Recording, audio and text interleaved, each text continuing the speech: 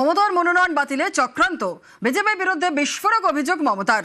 ভবানীপুরে মমতার মনোনয়ন বাতিলে চক্রান্তের অভিযোগ, বিজেপির ষড়যন্ত্র ব্যর্থ বলেই তোপ তৃণমূল নেত্রীর।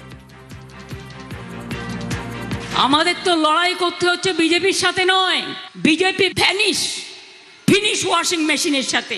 এমনকি কালকে আমার ভোট কেন্দ্রে জেনে রাখুন, আমার নমিনেশন নিয়ে আমার নমিনেশন কাটবার জন্য ওই গদ্দাররা আমার নামে দুটো মিথ্যে অ্যাফিডেভিট করে আমার নমিনেশন ক্যান্সেল করার চেষ্টা করেছিল। পারেনি লাস্ট অবধি, কিন্তু মনে রাখবেন করেছিল, অনেক অসম্মান করেছিল যাতে আমি না দাঁড়াতে পারি। তাহলে বুঝতে পারছেন আমার ওপর যদি এই অত্যাচার হয় তাহলে আপনাদের ওপর কত অত্যাচার করতে পারে ওরা। ভোট প্রচারে মোদির মুখে মেসি বিশৃঙ্খলা। टीएमसी के नेताओं ने, मंत्रियों ने फुटबॉल को भी सिंडिकेट के हवाले कर दिया। कितनी शर्मनाक तस्वीरें पूरी दुनिया ने कोलकाता से ये टीएमसी वालों के कारनामे देखे थे।